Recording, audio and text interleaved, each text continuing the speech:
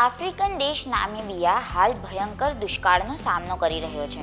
દેશમાં દુકાળ અને ભૂખમરાની પરિસ્થિતિથી દેશની પ્રજાને ઉગારવા માટે લગભગ 700થી પણ વધુ પ્રાણીઓને મારવાનો નિર્ણય લીધો છે, જેને લઈને હવે અનંત અંબાણીના વંતારા ફાઉન્ડેશને નામીબિયા સરકારને મદદ માટેનો હાથ લંબાવ્યો છે.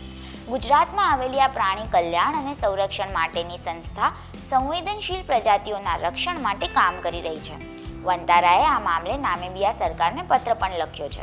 નામીબિયામાં લગભગ 84% ખાદ્ય ભંડાર સમાપ્ત થઈ જવાના આરે છે, જેથી દેશના લોકોને માંસ ખાવા માટે પૂરું પાડવા માટે સરકારે લગભગ 700 જેટલા પ્રાણીઓના શિકાર કરવા માટેની યાદી તૈયાર કરી છે, જેમાં 83 હાથીઓ, 60 ભેંસો, 30 દરિયાઈ ઘોડા, 50 ઇમ્પોલા અને 300 ઝેબ્રાનો સમાવેશ થાય છે. ભારતમાં નામીબિયાના દૂતાવાસને લખેલા પત્રમાં વંતારાએ પ્રાણીઓને સુરક્ષા આપવાનો ઉદ્દેશ વ્યક્ત કર્યો છે. વંતારાએ લખ્યું છે કે તેઓ નામીબિયા સરકાર દ્વારા શિકાર માટે ચિહ્નિત કરાયેલા પ્રાણીઓને કાયમી અથવા અસ્થાયી ઘરો આપવા આતુર છે, જેથી પશુઓના જીવ બચાવી શકાય.